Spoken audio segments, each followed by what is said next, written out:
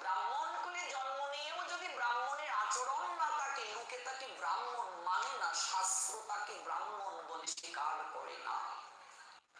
চন্ডাল কুলে জন্ম নিয়েও যদি তার মাঝে সদাচার থাকে, শাস্ত্রীয় আচার থাকে, সেও ব্রাহ্মণ হওয়ার যোগ্য। এটা আমার কথা নয়, শাস্ত্রের কথা। মহাপ্রভু শিক্ষা দিয়ে গেলেন, চন্ডাল চন্ডাল নয় যদি কৃষ্ণ ভজে, ব্রাহ্মণ ব্রাহ্মণ নয় যদি কৃষ্ণ তেজে। কৃষ্ণ ভজন যে ব্রাহ্মণ করে না, কৃষ্ণ ভক্ত না যে ব্রাহ্মণ, সে ব্রাহ্মণ নয়। তিলক না তাকে যদি বিপ্রের কপালে, বিপ্র মানে কি? ব্রাহ্মণ।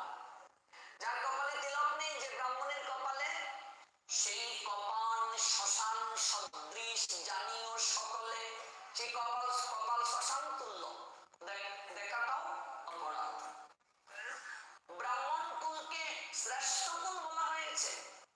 ব্রাহ্মণ যিনি, তিনি শ্রেষ্ঠ, পূর্বজন্মে অধিক পুণ্যের অধিকারী। ওই কুলে জন্ম নিয়ে যদি তিনি কুলের আচার পালন না করেন, কুলের ধর্ম প্রতিপালন না করেন, তাহলে তিনি চন্ডাল থেকে নিকৃষ্ট। মুচির কুলে সূচি হয় রে, ব্রাহ্মণ হয় চন্ডাল, কর্ম যুগে রাখাল হয় কৃষ্ণ বলরাম। কি সুন্দর কথা, দেখো সহজ ভাষায় গৌর হরি দেখিয়ে দিলেন। মুচির কুলেও সূচি হয়, আবার ব্রাহ্মণ ও চন্ডাল হয় আচরণের দিক থেকে। আর কর্মযুগ যে অবলম্বন করে, সেই কর্মযুগে কৃষ্ণ বলরাম তারা কি হন? রাখাল হন। কর্মযুগে, কর্মযুগটা কি? শ্রীমদ্ ভগবত গীতায় ভগবান দেখিয়ে দিয়েছেন, নমে পার্থস্তি কর্তব্যম ত্রিষু লোকেষু কিঞ্চন ন অনুবাপ্তব্যম অবাপ্তব্যম বর্তায় বসে কর্মাণি। ভগবান নিজে যদি কর্ম না করেন, কেউ তো সেটা গ্রহণ করবে না। যদি অহম ন বর্তেয়ম জাতু কর্মণি অতিমৃত মম বর্ত অনুবর্তন্তে মনুষ্যে পার্থ সর্বস্ব। তাই ভগবান নিজে রাখাল হলেন। কর্মযুগে রাখাল হয় কৃষ্ণ বলরাম। ভগবান নিজে ধেনু চড়ালেন মাঠে, কর্মের গুরুত্ব দেখালেন জগৎ জীবকে। এই জন্যই বৈষ্ণবের কোনো জাত নেই, বৈষ্ণবের কোনো কুল নেই। বৈষ্ণব তার একটাই পরিচয়, শুধু বৈষ্ণবের পরিচয় একটা তা নয়, প্রত্যেকটা মানুষের একটা পরিচয়। সেই পরিচয়টা কি? তিনি কৃষ্ণ দাস, এটাই তার পরিচয়। দাস হওয়ার জন্য চেষ্টা করতে হবে। আমরা চেষ্টা করছি, অনুশীলন করছি, যদি কোনদিন হতে পারি। আমার কথা বলছি কেন? দাস শব্দের অর্থ কি? চাকর, সেবক, গোলাম, কিঙ্কর। তো কৃষ্ণের চাকর, কৃষ্ণের সেবক হওয়া এত সহজ নয়। সেবকের দায়িত্ব কি? সেবকের দায়িত্ব হচ্ছে মালিকের হুকুম পালন করা। প্রত্যেকটা হুকুমকে পালন করা সেবকের দায়িত্ব। এবার আমি যে কৃষ্ণ দাস বললাম, কৃষ্ণ সেবক, আমি কৃষ্ণের কয়টা আইন পালন করতে পারছি? আমি কৃষ্ণের কয়টা আদেশ পালন করতে পারছি? তাই বলে কি চেষ্টা করা উচিত নয়? চেষ্টা করা উচিত, যতটা পারি। সবটুকু পারলাম না, এই জন্মে সম্পূর্ণ করতে পারলাম না, চেষ্টা করি না, চেষ্টার তো বিকল্প নেই।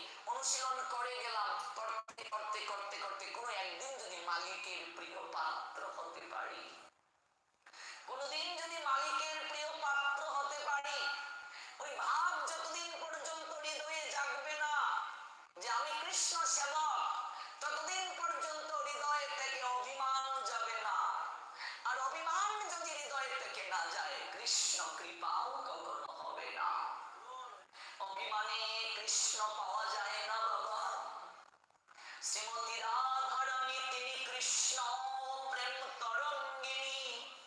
সেই শ্রীমতী রাধারানীকেও গোবিন্দ রাস লীলা থেকে কিছুটা সময়ের জন্য ত্যাগ করে চলে গিয়েছিলেন।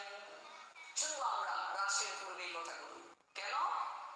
কারণ শ্রীমতী রাধারানীর মাঝে অভিমান হয়েছিল যে কৃষ্ণ কেবল আমার হবে। রাধারানীর মাঝে অভিমান এসে গিয়েছিল, কৃষ্ণ কেবল আমার আর কারো নয়। কৃষ্ণ কিছুটা সময়ের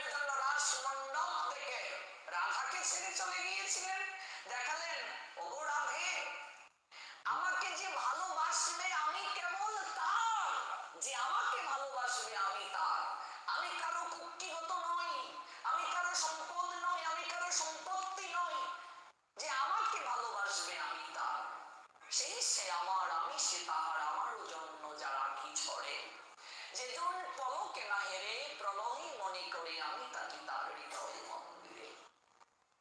অভিমান হৃদয় থেকে না গেলে কৃষ্ণ কৃপা হবে না, কখনো সম্ভব নয়। রাধারানী কাঁদলেন, ও সখী রে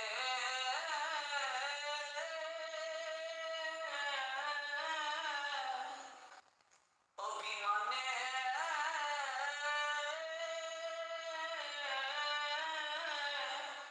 হারাইলাম কৃষ্ণ গুণনিধি। সখী রে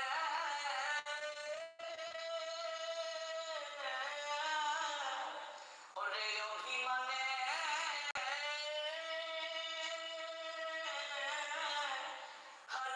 হারাইলাম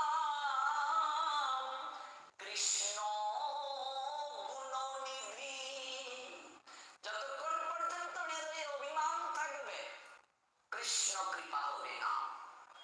এই জন্য গৌর হরি শিক্ষা দিলেন, হরিনাম সংকীর্তন যজ্ঞ যখন তুমি করবে, তোমার যদি বিশাল অর্থের সামর্থ্য থাকে, মালিকও তুমি হও, তোমাকে ভিক্ষা করে করতে হবে। ভিক্ষা করে তোমাকে যজ্ঞ করতে হবে। বৈষ্ণব সেবা, এখন তো আমরা এই নিয়মগুলো মানি না, বৈষ্ণব সেবা দিতে গেলে 5 বাড়ি হলেও তোমাকে ভিক্ষা করতে হবে। কারণ হৃদয়ে অভিমান থাকলে কৃপা হয় না। গৌর হরি নিজে শিক্ষা দিলেন। তার কি দরকার ছিল?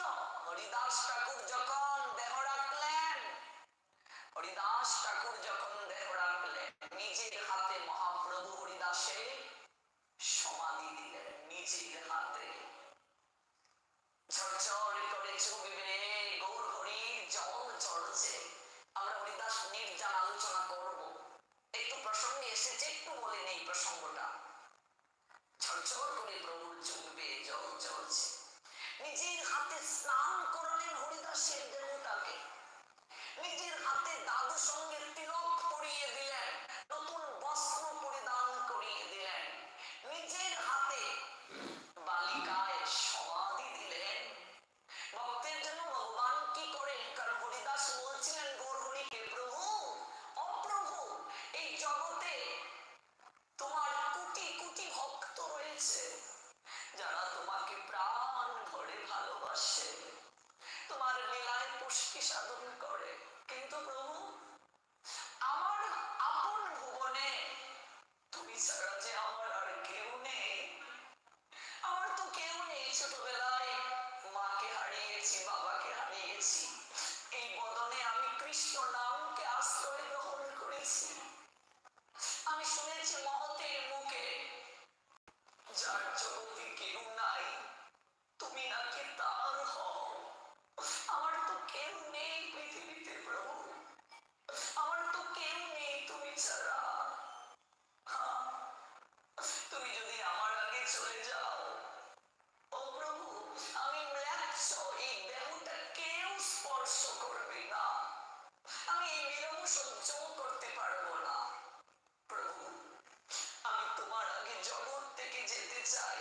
হ্যাঁ, আমি আমি তোমার আগে জগৎ থেকে যেতে চাই। এই যে হরিদাসের আর্তনাদ গৌর হরি স্বীকার করেছিলেন, নিজের হাতে হরিদাস ঠাকুরের সমাধি দিয়ে আমার গৌর সুন্দর আচারীকে পড়লেন। সেই সমাধির উপরে ভক্তরা গৌর হরিকে বলছিলেন, ও প্রভু তুমি এমন করে কেঁদো না, তুমি এমন করে কাঁদলে আমরা কি করে স্থির থাকবো? প্রভু বলেছিলেন, হরিদাস ছিল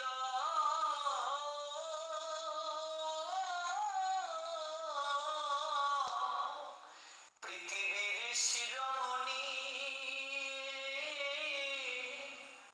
তাহা বিনা আজ শূন্য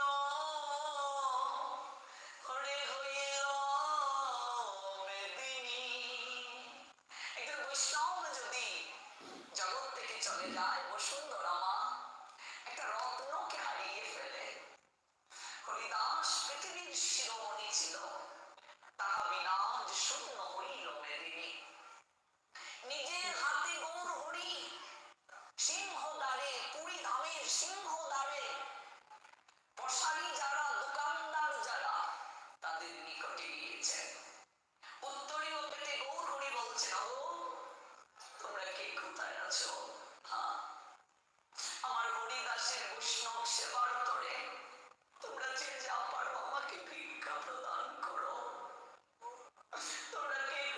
আছো? আমার হরিদাস, আমার হৃদয় স্পন্দন ছিল, সে আমায় ছেড়ে জনমের ভিতরে চলে গিয়েছে। তোমরা তার বৈষ্ণব সেবার ধরে আমাকে কিছু ভিক্ষা প্রদান করো। এই জগৎ সংসারে মানুষ ভগবানের কাছে প্রেম ভিক্ষা চায়, ভক্তি ভিক্ষা চায়, আর সেই ভগবান প্রসারীর কাছে গিয়ে উত্তরীয় পেতে ভক্তের জন্য, বৈষ্ণব সেবার জন্য নিজে ভিক্ষা চাইলেন, নিজে কাঙ্গাল হলেন। তার কারণ কেন শিক্ষা দিয়ে গেলেন এই ভগবান ভিক্ষা করার কথা? কারণ ভিক্ষুক যারা তাদের কখনো মান প্রমাণ থাকে না বাবা। আপনার কাছে গিয়ে ভিক্ষা চাইলো, আপনি যদি তাকে তাড়িয়েও দেন ভিক্ষুককে, সে মনে কখনো কষ্ট রাখে না, তার আত্মসম্মানে বাঁধে না। যদি আত্মসম্মান বোধ থাকতো আরেকজনের কাছে গিয়ে সে ভিক্ষা চাইতে পারতো না। ওই আত্মসম্মান, বংশের আত্মসম্মান, নিজের ব্যক্তিত্বের সম্মান বোধ, রূপের গুণের এই অহংকার বোধে অভিমান বোধ যতদিন পর্যন্ত হৃদয়ে থাকবে ততদিন কৃষ্ণ কৃপা হবে না। 5 বাড়ি হলেও ভিক্ষা করতে হবে, গৌর হরির নির্দেশ। 5 বাড়ি হলেও ভিক্ষা করতে হবে। তুমি যত টাকারই মালিক হও না কেন, ভিক্ষা না করে মহোৎসব দিলে সেই মহোৎসব কখনো সফল হবে না। আর গৌর হরি দেখিয়ে দিলেন ভিক্ষুক যারা, তাদের মান কুলমান হরে থাকে না রে।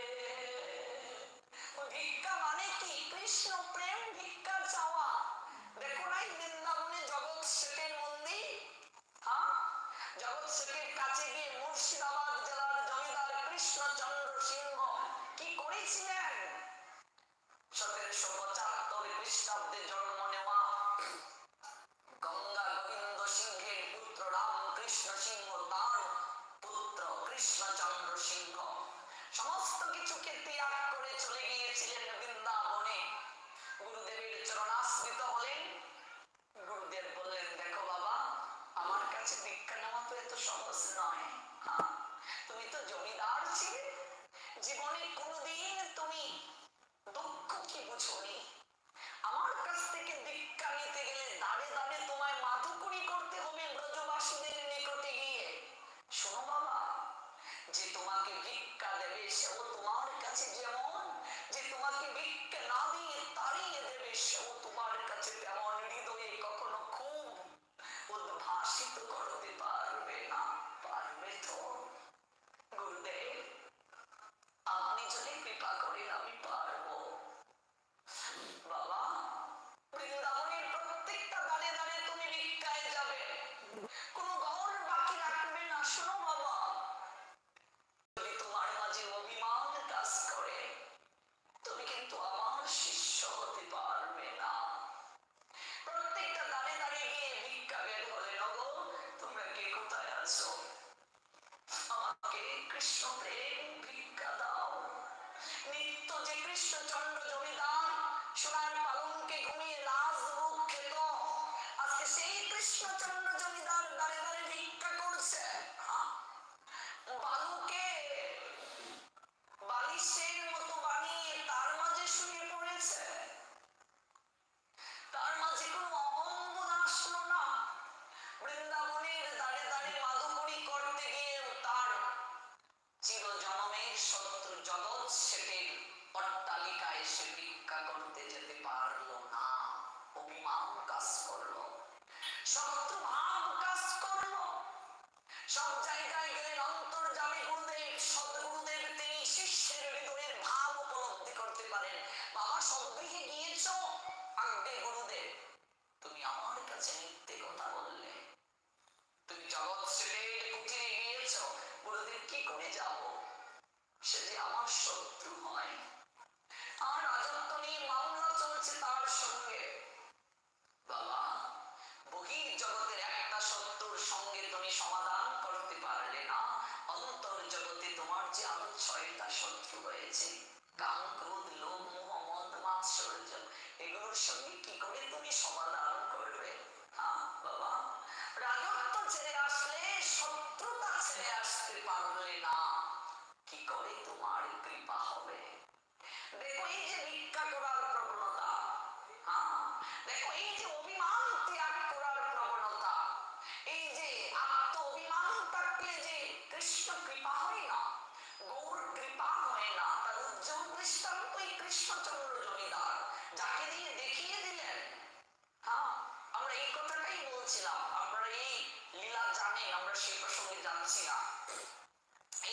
বৈষ্ণব যে কুলে আবির্ভূত হতে পারেন, যে কুলে আবির্ভূত, বৈদ্যকুলে আবির্ভূত হলেন বিরাদতি ব্রজলীলার শিবানন্দ হয়ে। আদর্শ সংসার কি জগতের বুকে তিনি দেখিয়ে দিলেন, কি করে আদর্শ কৃষ্ণ কেন্দ্রিক সংসার করতে হয়। আর একটু স্পর্শ করি যে পরবর্তীতে কৃষ্ণচন্দ্র জমিদার সফল হয়েছিলেন, ভিক্ষা এনেছিলেন এবং তিনি তার গুরুদেবের কাছে জগৎ শেঠকে পর্যন্ত ভিক্ষা দ্রব্য করে নিয়ে এসেছিলেন, যার কারণে তিনি পরবর্তীতে গুরু কৃপা পেয়ে গোবিন্দ দর্শন করেছিলেন। সেন শিবানন্দ বৈদ্যকুলে জন্ম নিলেন, হরিদাস ঠাকুর জবন কুলে জন্ম নিলেন, রায় রামানন্দ বৈদ্যকুলে জন্ম নিলেন। দেখো মহাপ্রভু কোন কুলে জন্ম নিলেন? ব্রাহ্মণ কুলে। মহাপ্রভু মিশ্র কুলটা তো ব্রাহ্মণ কুলেই ছিল, জগন্নাথ মিশ্র, মিশ্র মানে ব্রাহ্মণ কুলি। দেখো সেই কুলে জন্ম নিয়ে মহাপ্রভু কোথায় গেলেন? রায় রামানন্দের কাছে গিয়ে হরিকথা শ্রবণ করলেন। একটা বৈদ্য কুলে জন্ম নেওয়া রায় রামানন্দের কাছে হরিকথা শ্রবণ করলেন। কারণ এই কলিযুগে জাত রাখলেন না গৌর হরি, সবাইকে একই কাতারে বসালেন। নিজে ব্রাহ্মণ কুল, মিশ্র কুল মানে ব্রাহ্মণ কুল, ব্রাহ্মণ কুলে জন্ম নিয়ে গৌর হরি বৈদ্য কুলে জন্ম নেওয়া রায় রামানন্দের কাছে গিয়ে হরিকথা শ্রবণ করলেন। এই জন্য বৈষ্ণব কবি বলছেন, দেখেছ কি মন ব্রাহ্মণ চণ্ডালে করে কুলাকুলি। আমার বউর আসার আগে কি দেখেছ? ব্রাহ্মণ চণ্ডালে কুলাকুলি করতে, এক জায়গায় বসে হরিকথা শুনতে, এক জায়গায় বসে প্রসাদ পেতে। এই এমন করে সবাই মিলে হরিকথা শোনার পরিবেশ গৌর আসার আগে ছিল না। যার কারণেই তো লক্ষ লক্ষ লোক সনাতন ধর্ম ত্যাগ করে অন্য ধর্মের পতাকা তলে আশ্রয় গ্রহণ করেছিল, আমাদের এই জাতির ছোঁয়া, জাতি বর্ণ ভেদের কারণে। আমার গৌর আসিল একই কাতারে বসাইল, আহা কি মধুর রঙ্গ। গৌর এসে সবাইকে এক কাতারে বসালেন, কোন জাত রাখলেন না, একটাই জাত দিলেন গৌর হরি। কি দিলেন তিনি? বললেন কৃষ্ণ যে ভজে, যেই ভজে অর্থাৎ যে ভজনা করে, যে ভজে সেই বড় অভক্ত হীন ছাড়। বড়কে কলিযুগে যে কৃষ্ণ ভজন করবে সে বড়, বাকি সব কি? বাকি সব হচ্ছে ছোট।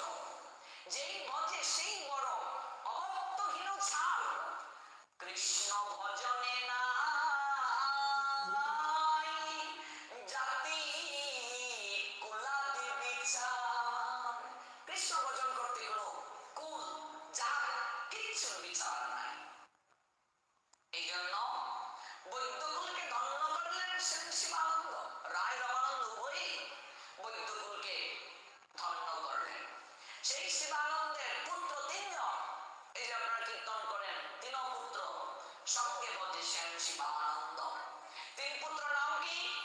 শ্রী চৈতন্য দাস বড় ছেলে, মেজ ছেলে শ্রী রাম দাস, ছোট ছেলে শ্রী পরমানন্দ দাস। ওই পরমানন্দ দাস প্রথম চৈতন্য মহাপ্রভুর জীবনী নিয়ে সংস্কৃতে গ্রন্থ রচনা করেছিলেন, যার নাম শ্রী শ্রী চৈতন্য চরিতামৃতম। চৈতন্য চরিতামৃতম মহাপ্রভুর জীবনী নিয়ে প্রথম সংস্কৃত গ্রন্থ পরমানন্দ দাস লিখেছেন। সেই পরমানন্দ সাহিত্যে যার নাম কবি কর্ণপুর, ওই কবি কর্ণপুরে পরমানন্দ দাস সেন শিবানন্দের ছোট ছেলে। গৌরীয় বৈষ্ণব জগতে সেন শিবানন্দের ছোট ছেলের অবদান অনস্বীকার্য। শ্রীমান মহাপ্রভুর সঙ্গে যখন গৌরীয় ভক্তগণ প্রতি বৎসর রথ যাত্রাকালে পুরুষোত্তম ধামে যেতেন, সেই সময় শ্রীমান মহাপ্রভু সেন শিবানন্দকে তার সপরিবার নিয়ে পুরুষোত্তম ধামে যাওয়ার জন্য বলেছিলেন। সেন শিবানন্দ মহাপ্রভুকে দর্শনকালে সবাইকে নিয়ে যেতেন।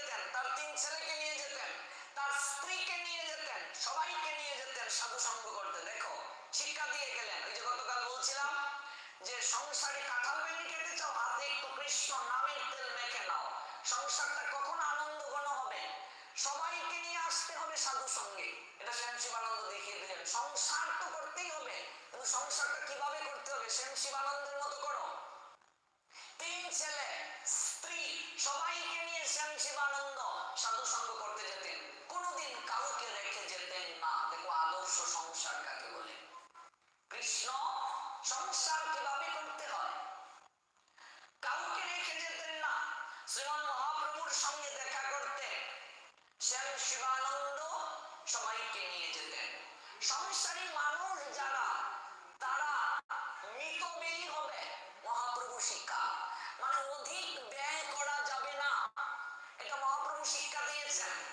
অর্থাৎ সংসারী মানুষের জন্য কত ভাগ সঞ্চয় করতে হবে, এটাও মহাপ্রভু শিক্ষা দিয়েছেন।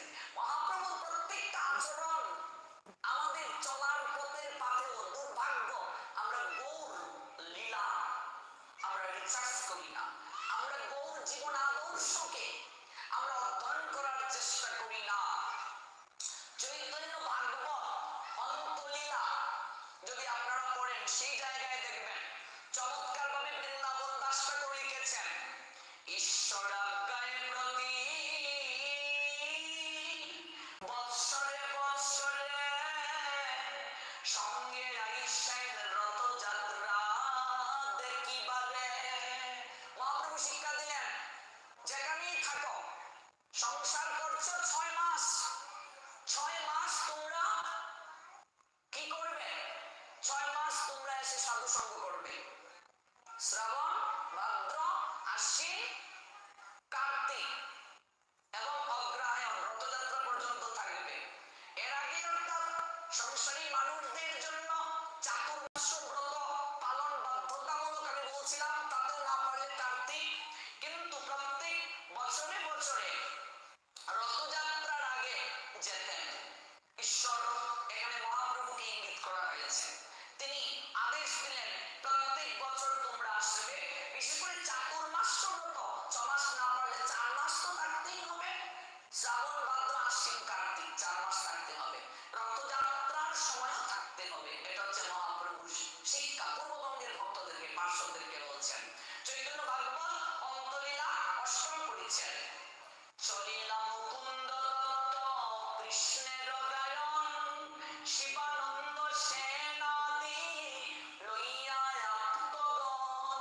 এই আপনাদের চট্টগ্রাম থেকে মুকুন্দ দত্ত শিবানন্দের সঙ্গে যাচ্ছেন। এই তো চট্টগ্রামের ছেলে আপনাদের মুকুন্দ দত্ত, মহাপ্রভুর পার্শ্বদ। সেই মুকুন্দ দত্ত ছিলেন একটু বেহিসাবি, মানে তিনি একটু হিসাব করতেন না, প্রচুর পরিমাণে টাকা খরচ করতেন। মহাপ্রভু মুকুন্দ দত্তকে দেখে বললেন, দেখো মুকুন্দ, হ্যাঁ, এইভাবে যদি তুমি টাকা ব্যয় করো, সংসারী মানুষ তুমি, তাহলে তো তোমার সংসার চলবে কি করে? সংসারী মানুষদের তো সাধু সেবা করতে হবে। তারা যদি টাকা সঞ্চয় না করে, তাহলে সাধু সেবা কি করে করবে? তাদের কৃষ্ণকেন্দ্রিক সংসার কি করে চলবে? সংসারী মানুষ কত পার্সেন্ট সঞ্চয় করবে, কত পার্সেন্ট ব্যয় করবে, কত পার্সেন্ট কৃষ্ণ সেবা করবে, তারও একটা রূপরেখা মহাপ্রভু দিয়েছেন। দেখুন, এই চৈতন্য ভাগবত থেকেই পাবেন। শিবানন্দ সেন করে গাতি সমাধান, সবারই পালন করি সুখ লইয়া যান, সবার সর্বকার্য করেন দেন বাসস্থান, শিবানন্দ জানে উড়িয়া পথের সন্ধান। শিবানন্দকে এই ঘাটি সমাধান করার দায়িত্ব দিল।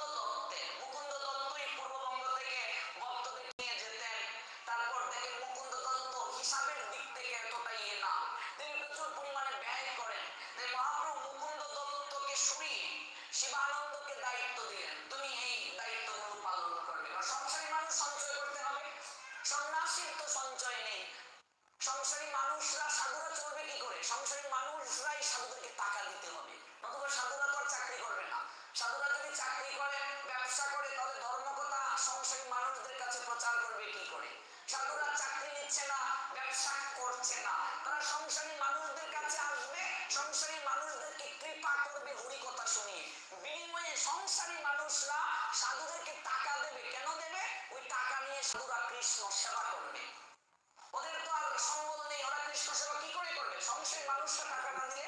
এই জন্য বলছেন দেখো তোমাকে সঞ্চয় করতে হবে, সঞ্চয় না করলে সাধুদেরকে সেবা করবে কি করে, কৃষ্ণ সংসার কি করে করবে? এত সংসারী মানুষদেরকে ব্যয় করা যাবে না, সঞ্চয় করতে হবে। তাই শিবানন্দকে বললেন, শিবানন্দ তুমি সেই দায়িত্ব পালন করো। তৃতীয় বৎসর এইভাবে যখন প্রথম বছর যাওয়া হলো, দ্বিতীয় বৎসর যাওয়া হলো, তৃতীয় বৎসর বৈষ্ণব গৃহিণীগণ শ্রীমন মহাপ্রভু দর্শনে পুরী আসলেন। সেখানে শিবানন্দ সেন তার পত্নী এবং তার পুত্র চৈতন্য দাসকে সঙ্গে নিয়ে আসলেন। চৈতন্য চরিতামৃতের মধ্যলীলার ষোড়শ পরিচ্ছেদে উল্লেখ আছে, শ্রীবাস পণ্ডিত চললেন সঙ্গে মালিনী। দেখো শ্রীবাস পণ্ডিত যাচ্ছেন সঙ্গে তার বউকে নিয়ে যাচ্ছেন। আমরা যে বলি সংসার ধর্ম বড় ধর্ম, জীবনে কোনোদিন স্ত্রীকে নিয়ে গীতা পাঠে আসছি? বড় বড় মুখে কথা কি বলি, সংসার ধর্ম বড় ধর্ম, সংসার ধর্ম করতে হবে। হ্যাঁ, বরং বউকে বাধা দেয়, এই তুমি গীতা পাঠে কেন যাবে? একটাও শাস্তি বাদ যাবে না, সব হিসাব দিতে হবে। মহাপ্রভু পার্শ্বদেরকে শিক্ষা দিলেন, সংসার যে তুমি ভোগ করবে, কেন তোমাকে বউ দেয়া হলো? ঘুমানোর জন্য নয়, বউকে নিয়ে কৃষ্ণ সেবা করার জন্য। শ্রীবাস তার স্ত্রী মালিনীকে নিয়ে যাচ্ছেন পুরী ধামে, মহাপ্রভুর সঙ্গে সাক্ষাৎ করবেন।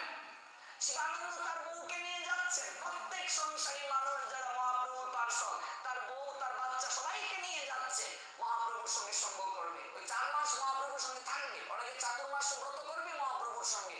8 মাস ভোগ করেছে সংসারে, 4 মাস কৃষ্ণ ভজন করবে, সবকিছু বাদ দিয়া এই কার্তিক পর্যন্ত কিচ্ছু যাবে না করা, সবাইকে নিয়ে কৃষ্ণ ভজন করতে হবে।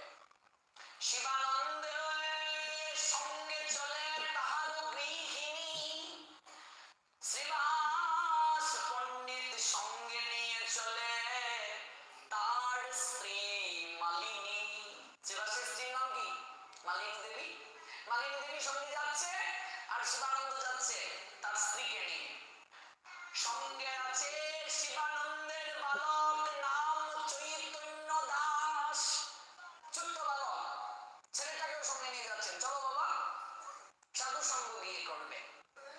কেউ চলিয়াছে প্রভুরে দেখিতে উল্লাস, তার মনে কি আনন্দ চৈতন্য দাসের, বা আমার গৌর দর্শন হবে, তত্ত্ব দর্শন হবে, আনন্দ করছে। শিবানন্দ সেন করে সব সমাধান, গাতিয়াল প্রভু দিলেন সবারে বাসস্থান, বক্ষ দিয়া করেন সবার সর্বত্র পালনে, পরমানন্দে জানে তারা প্রভুর দর্শনে। শ্রীমান মহাপ্রভুর অতি প্রিয় চট্টগ্রাম নিবাসী, অত্যন্ত উদার স্বভাব বাসুদেব দত্ত ঠাকুরের ব্যয় বাহুল্য স্বভাব দেখে তার ব্যয় সংকোচনের জন্য শ্রীমান মহাপ্রভু শিবানন্দ সেনকে তত্ত্বাবধায়ক রূপে নিয়োজিত করলেন। অতিরিক্ত ব্যয় করে বাসুদেব দত্ত, বলছে তুমি যদি এইভাবে ব্যয় করো সংসারে ভালো থাকতে পারবে না, ব্যয় কমাতে হবে সংসারী মানুষদেরকে। কোন ক্ষেত্রে ব্যয় করবে? চারটা বন্টন করিয়ে দেখালেন। 100 টাকা ইনকাম, 25 টাকা ধর্মের জন্য ব্যয় করবে, 4 25 100। মহাপ্রভুর শিখে এইভাবে যদি কেউ চলে সংসারে এসে অনেক অনেক শান্তি পাবে, গৌর নির্দেশে যারা পালন করবে। ওই 25 টাকা মানে 4 ভাগের 1 ভাগ ভগবত সেবায় লাগাতে হবে, নইলে এই অর্থ তোমার জীবনে দুঃখ বয়ে নিয়ে আসবে। এই পার্সেন্ট সঞ্চয় করবে, যদি তোমার কোনো শরীরের রোগ ব্যাধি হয় তাহলে তুমি কি করে চলবে? সঞ্চয় করতে হবে। এখানে মহাপ্রভু একটা জীবন দলিল দিয়ে দিয়েছেন। বাসুদেব দত্ত এহেন ঘটনা দেখে বলেন তুমি যেভাবে ব্যয় করো টাকা, তো তুমি তো সংসারে ভালো থাকতে পারবে না। শিবানন্দ এই দায়িত্ব তুমি নাও, তত্ত্বাবধায়কের দায়িত্ব সরিয়ে শিবানন্দকে দিয়ে দিলেন। শিবানন্দ সেনে কহে করিয়া সম্মান, বাসুদেব দত্তের তুমি করিহ সমাধান, পরম উদারি যেদিন যে আইসে সেই দিন ব্যয় করে নাহি রাখে শেষে। মহাপ্রভু বললেন লোকটা খুব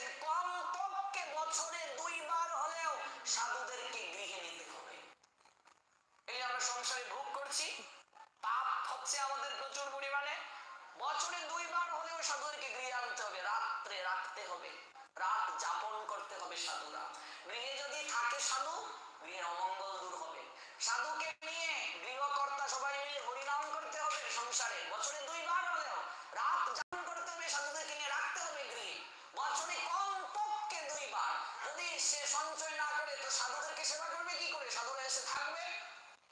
বাসুদেব দত্তর এহেন কার্য দেখে মহাপ্রভু তাকে সতর্ক করে দিলেন, তুমি এত টাকা ব্যয় করবে না। গৃহস্থ হয়ে নিহু চাহিয়ে সঞ্চয়, সঞ্চয় না কইলে কুটুম্ব ভরণ নাহি হয়। ইহার ঘরের আয় ব্যয় সব তোমার স্থানে, সরকেল হইয়া তুমি কলহ সমাধানে। শিবানন্দ, বাসুদেব দত্তের ঘরের হিসাব নিকাশ আমি দায়িত্ব দিলাম, তুমি দেখবে সে কত টাকা ইনকাম করে, সে কত টাকা ব্যয় করে, তুমি হিসাব রাখবে। দেখো মহাপ্রভু কত সুন্দর করে ভালোবাসতেন পার্শ্বদেরকে। চট্টগ্রামের বাসুদেব দত্ত ভালো করে হিসাব নিকাশ করবে। মহাপ্রভু একটা পূর্ণ একটা জীবন ভাব দিয়েছেন, কিন্তু এই দিকে খুবই কঠোর। সন্ন্যাসী হইয়া যদি করহ সঞ্চয়, সন্ন্যাসী যে গৃহ ত্যাগ করে চলে এসেছে, সে সঞ্চয় করবে কেন? সন্ন্যাসী আবার ব্যাংক ব্যালেন্স থাকবে কেন? যদি তার টাকা থাকে খ্রিস্টের সেবার জন্য, তার নিজের নামে ব্যাংক ব্যালেন্স কেন থাকবে? যদি সন্ন্যাসী করে তাহলে সে অপরাধ করছে। গোবিন্দ ঘোষকে দিয়ে দেখালেন হরিতকি সঞ্চয় করেছিলেন গোবিন্দ ঘোষ, মহাপ্রভু তাকে সন্ন্যাস থেকে ত্যাগ করেছিলেন। এই দিক থেকে মহাপ্রভু খুব কঠোর ছিলেন। সংসারী সঞ্চয় করবে, সঞ্চয় না করলে সে চলবে কি করে? কিন্তু সন্ন্যাসী যে সে গৃহস্থ মানুষদের নিকট থেকে টাকা নিয়ে কৃষ্ণ ভজন করবে। গৃহস্থ মানুষের দায়িত্ব সাধুদেরকে টাকা দেওয়া, এটা তাদের দায়িত্ব। মহাপ্রভু তাদেরকে বিধান দিয়েছেন তোমরা টাকা দেবে সাধুদেরকে। সে ওই টাকা নিয়ে নিজের নামে যদি ব্যাংক ব্যালেন্স করে তাকে শাস্তি পেতে হবে। কারণ একজন সন্ন্যাসী সর্বত্যাগী, সন্ন্যাস নিয়েও যে পরিবারের সঙ্গে সম্পর্ক রাখে, যারা গৃহ ত্যাগ করে চলে এসেছে মতবাসী, যারা সন্ন্যাস নিয়েছে, সন্ন্যাস মানে কি? ত্যাগ। সন্ন্যাসী হয়েও যদি কেউ পরিবারের সঙ্গে সম্পর্ক রাখে, ওই সংসারী মানুষদের কাছে টাকা নিয়ে যদি ওই টাকা পরিবারকে দেয়, আত্মীয় স্বজনদেরকে টাকা পাঠায়, তাহলে সে কখনো সন্ন্যাসী হওয়ার যোগ্য নয়। মহাপ্রভু বলছেন তাদের মুখ না হেরিবে, তাদের মুখ দর্শন করবে না। মহাপ্রভু গোবিন্দ ঘোষকে একেবারে ত্যাগ করে দিয়ে দিলেন। কি অপরাধ ছিল তার? হরিতকি তো সঞ্চয় করে রেখেছিল, সেটাও নিজের জন্য নয়, প্রভুর জন্য। প্রভু বললেন গোবিন্দ আমার মুখ শুদ্ধির জন্য যাও হরিতকি নিয়ে আসো। এবার গোবিন্দ ঘোষ ভাবলেন প্রভুর মুখ শুদ্ধির জন্য হরিতকি একটা বৃক্ষ থেকে নিয়ে গেলেন। পরের দিন আবার বললেন ও গোবিন্দ, মধ্যাহ্নকালীন সেবা করে আমার মুখ শুদ্ধির জন্য হরিতকি নিয়ে আসো। এবার গোবিন্দ ভাবছেন প্রত্যেক দিনই তো প্রভুর জন্য হরিতকি লাগবে, তাহলে কিছু হরিতকি উত্তরীয়র মাঝে বেঁধে নিয়ে যাই, যখনই মহাপ্রভু চাইবেন তখনই হরিতকি দেব, নিজের জন্য নয়। মহাপ্রভুর জন্য সঞ্চয়ের অভিলাষ করেছিলেন। মহাপ্রভু বলেন গোবিন্দ মুখ শুদ্ধিকরণের জন্য আমার একটা হরিতকি প্রয়োজন। সঙ্গে সঙ্গে ঝুলাটা খুলে দিয়ে দিলেন হরিতকি। গোবিন্দ গতকালকে যখন তোমায় বলেছিলাম হরিতকি আনতে তোমার অনেক সময় লেগেছিল, আজ বলার সঙ্গে সঙ্গেই তুমি হরিতকি আমায় দিয়ে দিলে। প্রভু আমি গতকাল যখন হরিতকি অন্বেষণ করতে গিয়েছিলাম, আমি তোমার জন্য অনেকগুলো হরিতকি একসঙ্গে সঞ্চয় করে নিয়ে এসেছিলাম। কি গোবিন্দ, তুমি সন্ন্যাসী হয়ে তোমার মাঝে এখনো ভোগ বাসনা রয়ে গেছে, তুমি সন্ন্যাসী হয়ে সংসারী মানুষের মতো সঞ্চয় করার প্রবৃত্তি রেখে দিয়েছ। সন্ন্যাস শব্দের অর্থ ত্যাগ। তুমি কতটা ত্যাগ করতে পারলে গোবিন্দ? তোমার মাঝে এখনো ভোগের ইচ্ছা রয়ে গেছে, ওই সন্ন্যাসে থাকার তোমার যোগ্যতা নাই, তুমি সংসারে ফিরে যাও। ভাবা যায় মহাপ্রভুর আইন কতটা কঠিন। বর্তমান সাধু সমাজ 1% আমরা পালন করতে পারছি না। কতটা কঠিন, তুমি সংসারে ফিরে যাও। আচারিকে মাটিতে পড়লেন গোবিন্দ, ও প্রভু সঞ্চয় তো আমি আমার জন্য করিনি, সঞ্চয় করেছি আমি তোমার জন্য। আমি কি তোমায় বলেছি সন্ন্যাসী সংসারী মানুষের কাছ থেকে ভিক্ষা করবে আর গোবিন্দ সেবা করবে? সংসারী মানুষ তাদেরকে সেবার জন্য অর্থ দেবে, সংসারী মানুষের দায়িত্ব, তারা না দিলে সাধুরা চলবে কি করে? আজকে নেই, উপোস থাকবে। এদের সন্ন্যাস এত সহজ নয়। মহাপ্রভু এই জন্য সন্ন্যাসকে নিষেধ করে দিয়ে গিয়েছেন। এক প্রকার সন্ন্যাস কলিযুগে আছে। সন্ন্যাস 5 প্রকার, মনে রাখবেন। কলিযুগে 4 প্রকার সন্ন্যাস নিষেধ, কারণ কলিযুগের মানুষ সন্ন্যাস করতে পারবে না, কঠিন। এক প্রকার সন্ন্যাস শুধু কলিযুগে আছে, ত্রিদণ্ডী সন্ন্যাস, যেটা আমাদের ইসকন, গৌড়ীয় মঠ প্লাস অন্যান্য যারা নিচ্ছে। ত্রিদণ্ডী সন্ন্যাসটা কি? কায়, মন, বাক্য, এই তিনটাকে দণ্ড দেওয়া। দণ্ড মানে কি? শাস্তি। ত্রিদণ্ডী, তিনটা ব্যাগকে দমন করে চলা, ত্যাগ করা। কায়, মন, বাক্য, মানে দেহটাকে কন্ট্রোল রাখা, মনটাকে কন্ট্রোল রাখা, আর বাক্য, ওই বাক্যটাকে কন্ট্রোল রাখা। এই ত্রিদণ্ডী সন্ন্যাস কলিযুগে আছে। ভক্তির অঙ্গ সাধনের জন্য যে সন্ন্যাস, বাকিগুলো কলিযুগে নিষিদ্ধ করা হয়েছে। সম্ভব নয় কলিযুগের মানুষকে করা। মহাপ্রভু সন্ন্যাস কতটা কঠিন ছিল একটু ব্যাখ্যা করছি। এবার লুকিয়ে পড়লেন গোবিন্দ। সমগ্র পার্শ্বদরা গোবিন্দের হয়ে কথা বলছে, প্রভু তুমি গোবিন্দকে ক্ষমা করে দাও। ও প্রভু, তুমি জানো না গোবিন্দ তোমায় কতটা ভালোবাসে। আমি গোবিন্দের মুখ দর্শন করতে চাই না। ও সংসারে ফিরে যাক, ওর মাঝে বিষয়ের বাসনা জেগেছে, ও সংসারে ফিরে যাক। প্রভু যদি সংসারই পাঠিয়ে দেবে, কেন তুমি আমাকে সংসার ছাড়িয়ে তোমার কাছে নিয়ে এসেছিলে? যদি ওই বিষয় গর্তেই তুমি আমাকে পাঠিয়ে দেবে, তাহলে কেন তুমি আমাকে সংসার ত্যাগ করে তোমার কাছে নিয়ে এসেছিলে? ও প্রভু, আমি যে তোমার ছাড়া এক মুহূর্ত থাকতে পারবো না। আমি যে তোমাকে দর্শন না করে এক মুহূর্ত থাকতে পারবো না। ও প্রভু, যে সংসার বিষ, বৃক্ষের কাঁটা আমার গায়ে বিঁধবে বলে আমি সব ছেড়ে তোমার কাছে চলে এসেছি। আমি আর সংসারে ফিরে যেতে পারবো না। না, ওকে বলে দাও আমি ওর মুখ দর্শন করতে পারবো না। আচারিকে মাটিতে পড়লেন গোবিন্দ, অযথায় কাঁদছেন। প্রভু তুমি আজ আমাকে ফিরিয়ে দিচ্ছ। আমিও যদি সত্যিকারের তোমায় ভালোবেসে থাকি, আমিও তোমাকে বলে গেলাম, এই গোবিন্দের কাছে একদিন তোমাকে নিজে যেতে হবে। আজ আমার ভক্তি, আজ আমার ভালোবাসা কম বলে আমি তোমায় ধরে রাখতে পারিনি, কিন্তু এমন একদিন আমি তোমাকে ভক্তির রশি দ্বারা এমন করে বাঁধবো, আমি তোমায় যদি বের করে দেই, তুমি সেই দিন আমাকে ছেড়ে যেতে পারবে না। আমি আমি তোমাকে বলে গেলাম, একদিন এই গোবিন্দের কাছে তোমাকে যেতে হবে। ঝরঝর করে চোখের জল ফেলে গোবিন্দ মহাপ্রভুকে প্রণাম দিয়ে চলে গেলেন। প্রভু জল চলে যাওয়ার পর গৌর হরির চোখ বেয়ে জল ঝরছে। সমগ্র পার্শ্বদরা এসে বলছে, তুমি আবার কাঁদছো কেন? তুমিই তো চেয়েছিলে গোবিন্দ চলে যাক, সে তো চলেই গেল, তাহলে তোমার চোখে জল কেন? গৌর হরি বললেন, তোমরা শুধু আমার বাহিরটা দেখলে, তোমরা আমার ভেতরটা দেখলে না। তোমরা কি ভেবেছ আমি কি আমার ভক্তকে ভালোবাসি না? আমি সব সহ্য করতে পারলেও আমার ভক্তের নয়নের জল যে আমি কখনো সহ্য করতে পারি না। আমি কি গোবিন্দকে ভালোবাসি না?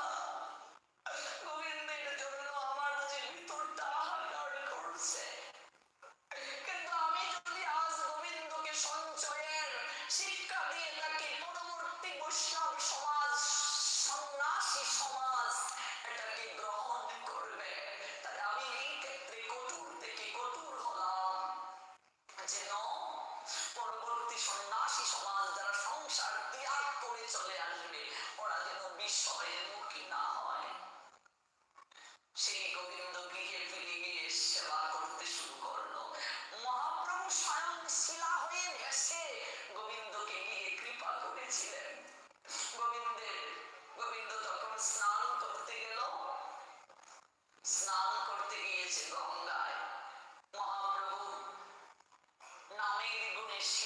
জলে ভাসে। মহাপ্রভু আসলেন, গোবিন্দ স্নান করছে, তার শরীরের মাঝে লাগলো একটা পুরা কাঠ বাঁধলো, কাঠ ভেবে ফেলে দিল। রাত্রিবেলা মহাপ্রভু তাকে স্বপ্নে দর্শন দিল। রোজুর দাঁড়ায় তো গোবিন্দ গিয়ে কাঁদে, প্রভু তুমি আমায় ফিরিয়ে দিলে, তুমি আমায় ফিরিয়ে দিলে, আমি কবে তোমার কৃপা পাবো, আমি কি অতটাই অধম? গৌরমণি স্বপ্নে দর্শন দিয়ে বলেন, হে গোবিন্দ, আমি তো তোকে কৃপা করতে গিয়েছিলাম রে, তুই আমাকে চিনতে না পেরে তুই যে আমায় ফিরিয়ে দিলে। ও প্রভু, আর তুমি যদি কৃপা করে প্রকাশিত না হও, আমি কি করে তোমায় চিনব? পরে তুই আমাকে, তুই আমাকে শ্মশানের কাষ্ঠ ভেবে, তুই আমাকে শ্মশানের প্রজ্বলিত কাষ্ঠ ভেবে ফেলে দিবি। গিয়ে দেখ গঙ্গার তীরে একটা শিলা পড়ে আছে, এটাকে এনে তুই গোপীনাথ নাম দিয়ে তোর হৃদয় আসনে বসা, দেখবে আমি পুত্র হয়ে তোর সমস্ত সেবাকে গ্রহণ করিব। জয় জয় শ্রী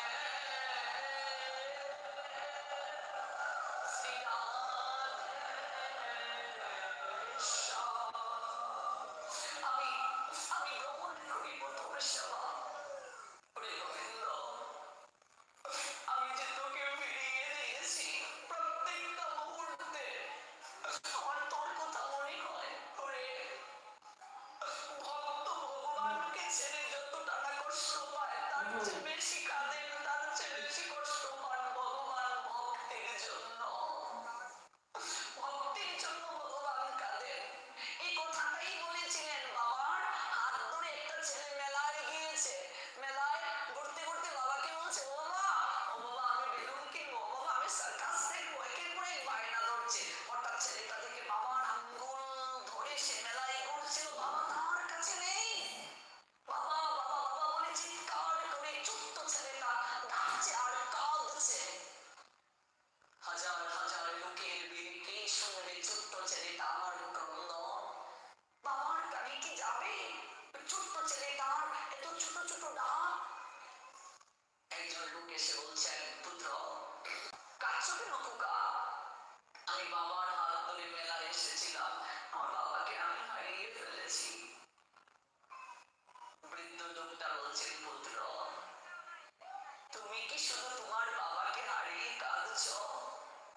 তুমি জানো না পুত্র, তুমি যতটা তোমার বাবাকে হারিয়ে কাঁদছো, তোমার বাবাকে খুঁজছো, তার চেয়ে বেশি কাঁদছেন তোমার বাবা তোমাকে হারিয়ে, তার চেয়ে বেশি খুঁজছেন তোমার বাবা তোমাকে হারিয়ে। আমরাও ওই ভবের মেলায় এসে আমাদের পরম পিতা কৃষ্ণ, তাকে আমরা হারিয়ে ফেলেছি বাবা। জগতের পিতা কৃষ্ণ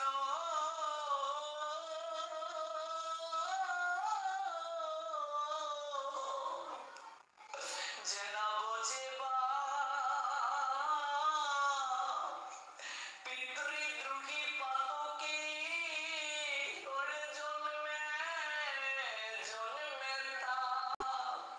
আমাদের প্রত্যেকের পরম পিতা কৃষ্ণ। আজকে আমাদের হৃদয়ে আকাঙ্ক্ষা, ওই যে আকাঙ্ক্ষা, ওই আকাঙ্ক্ষার জন্য পরম পিতা কৃষ্ণের সঙ্গে আমাদের ছাড়াছাড়ি হয়ে গেছে, হারিয়ে ফেলেছি তাকে। ওই ভবের হাটে হারিয়ে ফেলেছি, তাকে খুঁজে পাচ্ছি না। কিভাবে তাকে পাবো? জ্ঞানী লোকটা বললেন, পুত্র খোকা, তোমার কিনকণ্ঠের আওয়াজ কি করে তোমার বাবার কানে যাবে? পুত্র তুমি একটা জায়গায়, তুমি দাঁড়িয়ে তোমার চোখ দুটো প্রসারিত রাখো আর কান দুটোকে উন্মুখ রাখো তোমার বাবার ডাককে শোনার জন্য। দেখবে তোমার বাবাই তোমাকে ডেকে ডেকে তোমার কাছে আসবে। ভাগবত বললেন, ওরে সংসারে যে কতটা তুমি ভগবানকে ডাকবে, ডাকার কি সামর্থ্য আছে তোমার? তোমার কিনকণ্ঠের আওয়াজ কি বৃন্দাবনেশ্বর কৃষ্ণের করলে যাবে? ওরে তোমাকে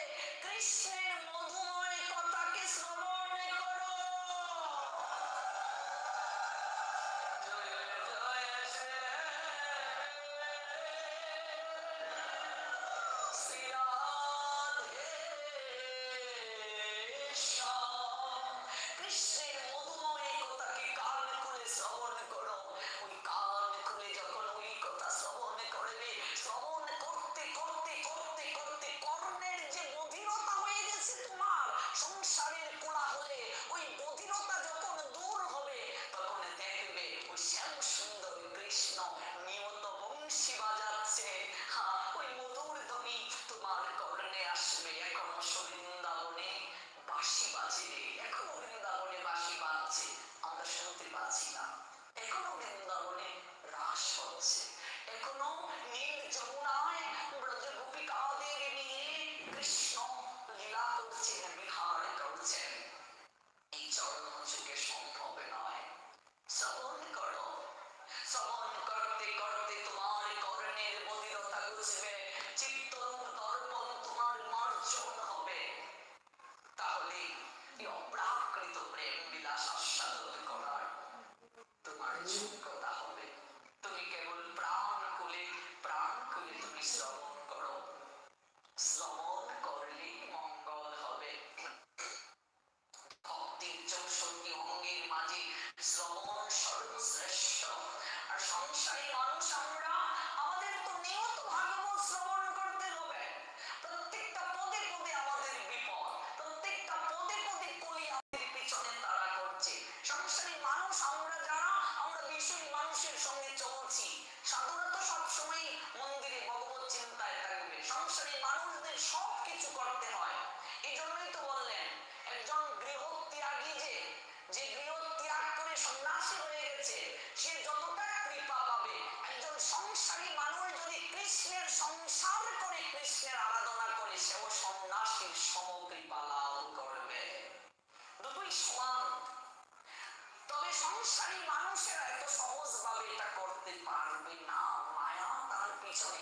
ওই গোবিন্দ ঘোষের লীলাই দেখো শেষ। ওই সেদিন বললাম না, মহাপ্রভুর কাছে কথা দিয়ে এসেছিলেন, অথচ গোপীনাথকে প্রতিষ্ঠিত করে যখন বিয়ে করলেন, 5 বেলা গোপীনাথের সেবা থেকে একবার সেবা কমে গেল, বাচ্চা হলো আরেকবার সেবা কমে গেল। ওই যে মায়া, পিছনে পিছনে মায়া কেমন করে গ্রাস করে। যদিও পরবর্তীতে কৃপা পেয়েছিলেন তিনি গৌর হরি।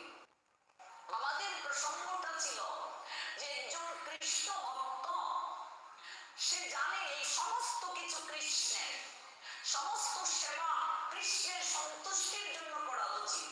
আমার সন্তান আদি পরিবার পরিজন এগুলো কৃষ্ণের প্রসাদ। কৃষ্ণ কৃপা করে দিয়েছেন আমায়, প্রসাদ মানে কৃপা, আমানত দিয়েছেন, আমি কেবল দেখাশোনার দায়িত্ব পেয়েছি। যখন সময় শেষ আবার ভগবান চাইলে নিয়ে যাবেন। দেখো সেন শিবানন্দের যেহেতু কথাটা আসলো, সেন শিবানন্দের তো অনেক লীলা, গত বছরও আপনাদের একটা লীলা শুনিয়েছিলাম, কুকুর উদ্ধার লীলা। সেন শিবানন্দের, সেন শিবানন্দ চরিত্র আলোচনা করলেও আমরা অনেক দিন শুনতে পারবো, মাসের পর মাস শুনতে পারবো, কত লীলা। একটু এই প্রসঙ্গে শোনাই, সংসারী মানুষ কি করে সমস্ত কিছু কৃষ্ণের চরণে দেবে। শিবানন্দর চরিত্র থেকে দেখো, শিবানন্দকে দায়িত্ব দেওয়া হলো ঘাটি সমাধান করার জন্য। ভক্তরা যাবেন, শিবানন্দ তুমি ঘাটি সমাধান করবে, ভক্তদেরকে সেবার ব্যবস্থা করে দেবে। তখনকার সময়ে উন্নত যোগাযোগ ছিল না, তাবু করা হতো। যেখানে রাত হবে সেখানে একটা গৃহস্থ পরিবার থেকে মাদু করি এনে কি করবে, সেবা করবে। নিত্যানন্দ প্রভু দায়িত্ব দিলেন শিবানন্দকে। চৈতন্য চরিতামৃতের অন্তলীলার 12 পরিচ্ছেদে লীলাটা বর্ণনা করা আছে। হরিদাস ঠাকুরের নির্যানের পর মহাপ্রভু ভাবে বিকার তার সমস্ত শরীর। তিনি বলে দিয়েছেন পূর্ববঙ্গের ভক্ত যারা, ওদেরকে আর চাতুর্মাস্য ব্রতে আসার প্রয়োজন নেই, রথযাত্রায় আসার প্রয়োজন নেই।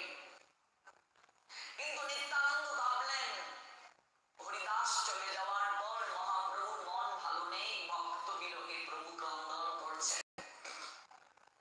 সবাইকে নিয়ে যদি গৌর হরির কাছে যায়, গৌর হরি মনটা ভালো হবে, তিনি আনন্দ পাবেন। কারণ সাধু সঙ্গ মানেই তো আনন্দ, শুধু আনন্দ আর আনন্দ। সাধু সঙ্গ থেকে বঞ্চিত হয়ে গেলেই দুঃখ তোমায় গ্রাস করবে। যতক্ষণ সাধু সঙ্গে থাকবে অন্য কোনো বিষয় চিন্তা আমাদের মনে হয় না। ওই জায়গা থেকে চলে গেলাম, দুঃখ এসে জড়িয়ে ধরলো, চিন্তা এসে জড়িয়ে ধরলো। যতক্ষণ সাধু সঙ্গে থাকবে কলি আসবে না আশেপাশে, ওই জায়গা থেকে চলে গেলে জড়িয়ে ধরবে তোমায়। এই জন্য শাস্ত্র বলছে সতত সাধু সঙ্গ করো, মানে প্রত্যেক সময় প্রত্যেক দিন। এবার প্রত্যেকদিন সাধু কোথায় পাবো? এই গ্রন্থই হচ্ছে সর্বশ্রেষ্ঠ সাধু। সংসারী মানুষ ঘুম থেকে উঠে আগে 1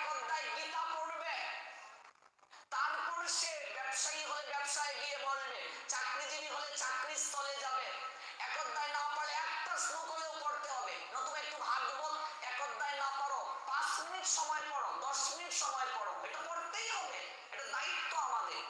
ঘুম থেকে উঠে স্নান করে একটু তুলসীকে স্নান করাও, প্রণাম করো, পরিক্রমা করো, একটু জপমালায় জপ করে বের হও।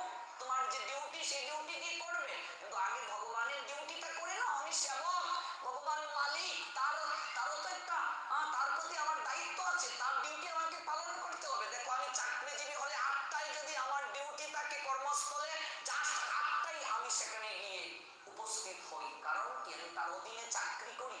আমি যদি টাইম মেনটেন না করি আমাকে বের করে দেয়া হবে চাকরিস্থল থেকে।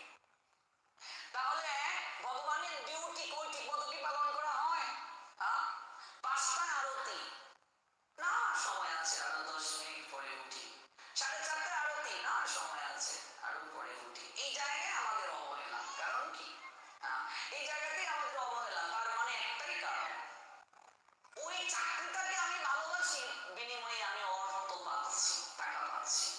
এই জন্য মাস শেষে আমাকে টাকা দেওয়া হচ্ছে, আমাকে এখানে ঠিক যে সময় যেতে হবে। আর ওই জায়গাটাতে আমার অজুহাত, আমার অথচ এই ডিউটিটাই আমার পালন করা উচিত। রূপ গোস্বামী পাদ, সনাতন গোস্বামী পাদ, তাদের একটু জীবন আদর্শটা পড়ো। হুসেন শাহের আমলে একজন প্রধানমন্ত্রী ছিলেন, একজন অর্থমন্ত্রী ছিলেন। ওই জমিদারের আদেশে শ্রাবণের রাত্রিবেলায় তিনি তানজামে চরে মালামাল দেখাশোনার দায়িত্ব পেয়েছিলেন। আর ওই তিনি দৌড়ে যাচ্ছিলেন, জলের মাঝে শব্দ হচ্ছিল পা। একটা নববধূ বলছিলেন, কে যায় এত রাত্রে, চোর না কুকুর না মালিকের কোনো গোলাম। একটা কথাতেই বৈরাগ্য চলে এসেছিল তার মাঝে। সত্যিই তো, মালিকের গোলাম, এত রাত্রে আমি মালিকের আজ্ঞা পালন করছি এই বৃষ্টির মাঝে। আসল মালিক কই, একটা দিনও তো তার কাজ করতে পারলাম না, একটা দায়িত্ব পালন করতে পারলাম না, একটা হুকুম পালন করতে পারলাম না। ভেবে দেখেছ, অর্থমন্ত্রী আর প্রধানমন্ত্রী দুই ভাই হুসেন শাহের আমলে, হিন্দু ঘরে জন্ম নেওয়া, অথচ মুসলমান শাসক তার আমলে অর্থমন্ত্রী প্রধানমন্ত্রী। কতটা যোগ্যতা থাকলে হয়? কায়স্থ পরিবারে জন্ম নিয়েছিলেন, রূপার সনাতন, ওই আমাদের বরিশালে তাদের জন্মস্থান। বাংলাদেশে সমস্ত মহাপুরুষ পার্শ্বদরাই বাংলাদেশি জন্ম, পূর্ববঙ্গে জন্ম। তারপর ওই বরিশাল থেকে চলে গিয়েছিলেন তারা। ভেবে দেখেছ, রূপার সনাতন, আপন 3 ভাই, রূপ সনাতন অনুপম। এই 3 ভাইয়ের মাঝে 2 ভাই সরগোস্বামী পাদের 2 জন, রূপ সনাতন। আরেকজন যে জীব গোস্বামী, ওরা হচ্ছে অনুপমের ছেলে, মানে রূপ সনাতনের বাতিজা জীব গোস্বামী পাদ। 6 গোসাইয়ের মাঝে 3 জন একই পরিবারের। ভাবা যায়? তাদের পারিবারিক নাম ছিল অমর আর সন্তোষ। অমর, সন্তোষ, কায়স্থ পরিবারে জন্ম। আর পরবর্তীতে তারা শ্রেষ্ঠ হলেন মহাপ্রভুর নিত্য সিদ্ধ পার্শ্বদ। একটা কথায় বৈরাগ্য হৃদয়ে চলে আসলো, মালিকের আজ্ঞায় শ্রাবণের মধ্যরাত্রিতে ছুটছি, আসল মালিকের হুকুম তো পালন করা হলো না। বৈরাগ্য চলে আসলো, সবকিছু ছেড়ে। কত কষ্ট করে যে হুসেন শাহের রাজত্ব থেকে পালিয়ে আসছিলেন, এগুলো চৈতন্য চরিতামৃত পড়লে পাবেন। যে কষ্ট করে, কারণ এত দক্ষ 2 ভাই ছিলেন, হুসেন শাহ কিছুতেই ছাড়বে না, তার লস হবে রাজত্বে। অথচ পালিয়ে চলে আসলেন, সব ছেড়ে, কিচ্ছু নিয়ে আসলেন না। বড় ভাই এর আগে ছোট ভাই চলে আসলেন পালিয়ে, রূপ চলে আসলেন সংসার থেকে। আমাদের শাস্ত্র বলছে, সংসার ত্যাগ করে যে প্রথমে আসবে সে পারমার্থিক জগতে সিনিয়র। এই জন্য সনাতন বড় হলেও, জাগতিক পরিচয়ে সনাতনের বয়স বড় হলেও, পারমার্থিক দিক থেকে সনাতনের সিনিয়র হলেন রূপ। ছোট ভাই সিনিয়র হয়ে গেলেন, সংসার আগে ছাড়লেন। এই জন্য রূপ সনাতন, না সনাতন রূপ বলে, রূপ সনাতন। সনাতন হচ্ছে তার বড় ভাই, আবার শিক্ষাগুরু, কিন্তু সংসার ছাড়লেন সনাতনের আগে রূপ। সংসার ত্যাগ করে যে আগে আসবে, কারণ সংসার ত্যাগী যে, সে তো অনেক অনেক উপরে। এই এত এত বড় ত্যাগ, বিয়ে যে করলো না, শারীরিক চাহিদা ত্যাগ করলো, এটা তো সহজ নয়। কামনা ত্যাগ করা, সংসারের বিষয় ত্যাগ করলো, এত সহজ না। সাধারণ যোগ্যতা হলে হবে না, বহু জন্মের যোগ্যতা থাকতে হবে। রূপ সংসার সংসার ছেড়ে প্রথম আসলেন, বৈষ্ণব জগতে ছোট ভাই হয়েও বড় ভাইয়ের চেয়ে সিনিয়র হয়ে গেলেন। এই জন্য রূপ সনাতন বলা হয়, সনাতন রূপ বলা হয় না। রূপ সনাতন, বয়সে ছোট কিন্তু সংসার ত্যাগ করেছেন বড় ভাইয়ের আগে, এই জন্য তিনি ভজনের দিক থেকে সিনিয়র। রূপ সনাতন। চৈতন্য চরিতামৃতটা প্রত্যেকটা আমাদের কলিহত জীবকে পড়া উচিত। আপনাদের কাছে অনুরোধ করছি, আগে চৈতন্য ভাগবতটা পড়বেন। চৈতন্য ভাগবত না পড়লে ভক্তি কি আপনি বুঝতেই পারবেন না। বৈষ্ণবদের যারা মহাপ্রভুর মত অবলম্বন করবে তাদেরকে অবশ্যই চৈতন্য ভাগবত প্রথমে পড়তে হবে। চৈতন্য ভাগবত যে পড়েছে, আমি আমার ব্যক্তিক জীবনের অভিজ্ঞতা থেকে বলবো, সেই ব্যক্তি অবশ্যই অতি অবশ্যই চৈতন্য ভাগবত ঠিক মতো পড়লে ভক্ত হবেই হবে, হবেই হবে। মহাত্মা শিশির ঘোষ নাম শুনেছ? যিনি অমিয় নিমাই চরিত গ্রন্থটা লিখেছেন। সেই শিশির ঘোষ নাস্তিক ছিলেন, নাস্তিক। ওই যশোরে জন্ম তার, এবং তাদের দুই ভাইকে তার বাবা ত্যায্য পুত্র করেছিলেন এই জন্য। অথচ চৈতন্য ভাগবত পড়ে নাস্তিক লোকটা মহাপ্রভুর প্রতি প্রেমিক হয়ে গেল এবং মহাপ্রভুর দর্শন পেল। শিশির ঘোষ, ঘোষ পরিবারে জন্ম। অতঃপর তিনি গ্রন্থ রচনা করলেন অমিয় নিমাই চরিত। মহাপ্রভুর উপর এত সুন্দর গ্রন্থ, গ্রন্থটা সংগ্রহ করবেন, বাংলাদেশ মূল্য 800 টাকা নিতে পারে। অমিয় নিমাই চরিত, মহাপ্রভুর জীবন লীলা নিয়ে গ্রন্থ লিখে ফেললেন। এই চৈতন্য ভাগবত পড়ে তার মাঝে বৈরাগ্য চলে আসছিল। অথচ তিনি নাস্তিক প্রকৃতির ছিলেন। তিনি নিরাকারে এক সময় নাস্তিক থেকে পড়ে নিরাকারে বিশ্বাসী ছিলেন। ব্রাহ্ম সমাজের প্রতি আকৃষ্ট ছিলেন। তার বাবা তাকে ত্যায্য করেছিল। অতঃপর এই চৈতন্য ভাগবত একদিন পরে তার মাঝে বৈরাগ্য জেগে গিয়েছিল। চৈতন্য ভাগবতটা প্রত্যেককে পড়া উচিত। ওই চৈতন্য ভাগবত পড়ার পরে চৈতন্য চরিতামৃত পড়বে। চৈতন্য চরিতামৃত না পড়লে বৈষ্ণবতাকে বুঝাই যাবে না। মহাপ্রভুর অনুসারী যারা, তারা 3টা গ্রন্থ প্রথম পড়বে। প্রথম চৈতন্য মঙ্গল, লোচন দাস ঠাকুরের লেখা। তারপর বৃন্দাবন দাস ঠাকুরের লেখা চৈতন্য ভাগবত। তারপর কবিরাজ গোস্বামী পাদের লেখা শ্রী শ্রী চৈতন্য চরিতামৃত। এই 3টা গ্রন্থ প্রত্যেকটা কলি যুগের মানুষের ঘরে থাকতে হবে। কারণ এই কলির ভগবান যিনি, তিনি হলেন গৌর সুন্দর। তিনি পরমেশ্বর ভগবান শ্রীকৃষ্ণ চৈতন্য মহাপ্রভু। তার আদর্শ, তার জীবন আদর্শ নিয়ে এই গ্রন্থ, এই 3টা গ্রন্থ প্রত্যেকের ঘরে থাকতে হবে। চৈতন্য মঙ্গল, চৈতন্য ভাগবত, চৈতন্য চরিতামৃত।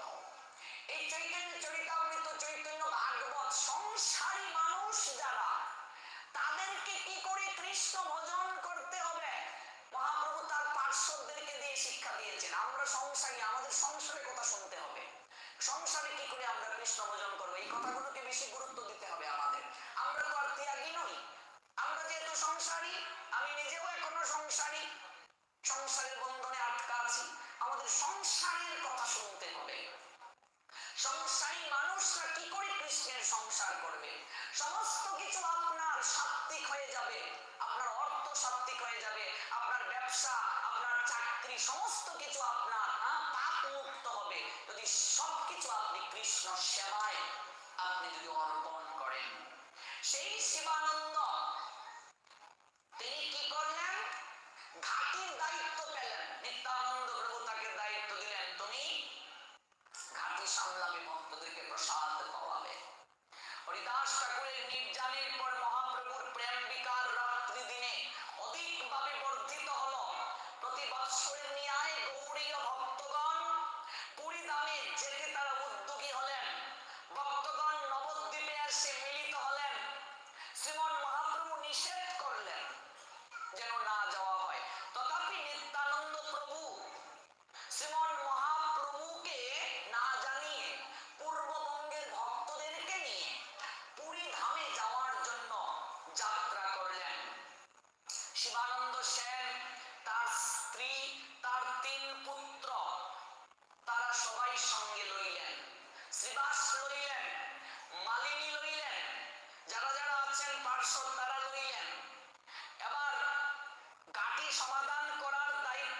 শিবানন্দকে দেয়া হলো। সেই দিন শিবানন্দ সেন একটু দেরিতে ওই ঘাটির স্থলে গেলেন, অর্থাৎ তাঁবু গাড়তে হবে, যেখানে রাত হয়ে যাবে, ভক্তরা থাকবে, মাদুকুরি করতে হবে, রান্না করে প্রসাদ পেতে হবে। এখনকার মতো তো যোগাযোগ ব্যবস্থা না, ধীরে ধীরে যেতে হবে। কি করবেন? তখন নিত্যানন্দ প্রভু অপেক্ষা করছেন, কি ব্যাপার, শিবানন্দ এখনো কেন আসছে না, শিবানন্দ কেন আসছে না। শিবানন্দ একটু দেরিতে গিয়ে সেই জায়গায় পৌঁছলেন। গ্রামের ভিতরে বাসস্থান না পেয়ে একটা বৃক্ষতলে আশ্রয় নিলেন। আর শ্রীমৎ নিত্যানন্দ প্রভু তথা বাকি ভক্তরা প্রসাদও পান নাই, বৃক্ষের তলে আছেন। শিবানন্দ দায়িত্ব পালন করে নাই, সেই দিন ঘাটি করে নাই, মাদুকুরি করে নাই, খাবেন কি? নিত্যানন্দ প্রভু অপার করুণার সাগর তিনি, কিন্তু একটা শিক্ষা দিচ্ছেন। তিনি বললেন, শিবা কি এখনো আসে নাই? আজ্ঞে না প্রভু, আসেনি, এখনো আসেনি। কিছুক্ষণ পরে শিবানন্দ ভয়ে ভয়ে গিয়ে উপস্থিত হলেন। তোমার আসতে এত দেরি হলো কেন? শিবানন্দ এতক্ষণ দেরিতে আসছে, সংসারের প্রতি তার আসক্ত হয়ে গেছে না? নিত্যানন্দ প্রভু হেসে হেসে বলছেন, এত সংসারের প্রতি আসক্ত, যা শিবানন্দের 3 পুত্র মরুক, আমি অভিশাপ দিলাম।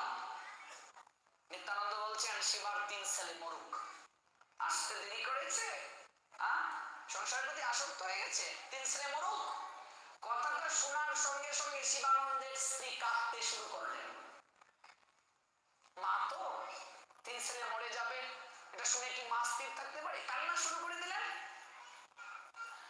শিবানন্দ হেসে হেসে বলছেন, তুমি কাঁদছো কেন? বলছে, প্রভু এমন একটা কথা বলতে পারলেন, আমার 3 ছেলে মরে যাবে, আমি একটু দেরিতে এসেছি, এই জন্য প্রভু বলতে পারলেন 3 ছেলে মরুক। শিবানন্দ দেখো, সংসারী মানুষ কতটা ডিপেন্ড থাকবে, কি সুন্দর শিক্ষা। শিবানন্দ নিতাই চাঁদের কাছে গিয়ে বলছেন, ওহে পরম দয়াল নিতাই সুন্দর, আমি জানতাম তুমি যে আমায় ভালোবাসো, কিন্তু তুমি যে আমায় এতটা ভালোবাসো তা তো জানতাম না। তুমি আমায় যে ভালোবাসো তা আমি জানতাম, কিন্তু তুমি যে আমায় এতটা ভালোবাসো সেটা জানতাম না। চৈতন্য চরিতামৃতের অন্তলীলার দ্বাদশ পরিচ্ছেদে শ্রীল কবিরাজ গোস্বামী পাদ সেই অপ্রাকৃত লীলাটা প্রদর্শন করেছেন। চৈতন্য চরিতামৃত, সেটা হচ্ছে অন্তলীলা দ্বাদশ পরিচ্ছেদ। সেই দ্বাদশ পরিচ্ছেদে তিনি অপ্রাকৃত লীলা তিনি প্রদর্শন করেছেন।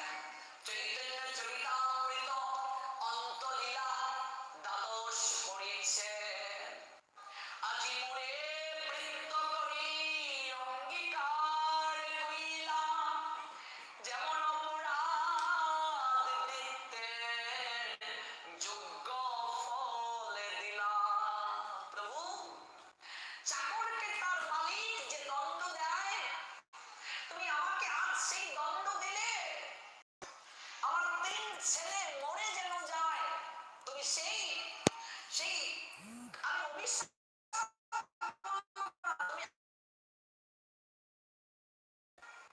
শিবানন্দের স্ত্রী বলছেন, আমার পতি দেবতার কি মাথা খারাপ হয়ে গেল? 3 ছেলে মরে যাক, কোন বাপ বলবে এটা আশীর্বাদ? অথচ সে বলছে, তুমি আমায় ভালোবাসো জানতাম, এতটা ভালোবাসো জানতাম না, তুমি আমায় কৃপা করে আমার 3 ছেলে মরে যাক। কেমন কেমন কথা বলছে, পাগল হয়ে গেল।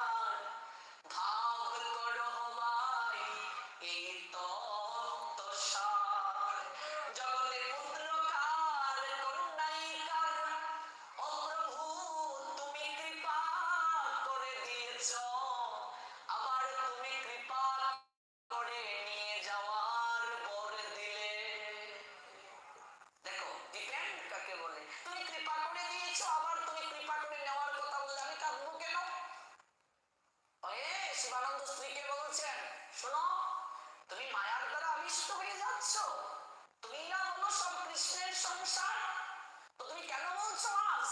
কেন তুমি কাঁদছো? শিবানন্দের স্ত্রী বললেন, ঠিকই তো, আমি কাঁদছি কেন? প্রতিটা মুহূর্তে মুহূর্তে সংসারী মানুষদের মায়া গ্রাস করতে পারে। শিক্ষা দিচ্ছেন, সংসারী মানুষের কথা ছেড়ে দাও। ব্রহ্মচারীও যদি সাধু সঙ্গ না করে, সন্ন্যাসীও যদি সাধু সঙ্গ না করে, তাহলে তাকেও মায়া গ্রাস করতে পারে যে কোনো মুহূর্তে। হরিকথা যদি না শুনে, হরিকথা না শুনলেই মায়া গ্রাস করবে। হরিকথাই হচ্ছে ঔষধ। আমাদের প্রত্যেকদিন হরিকথা শুনতে হবে। বাস্তবে না পেলে অনলাইনে শুনবে, গ্রন্থ পড়বে, সাধু না পেলে সতত সঙ্গ করতে হবে।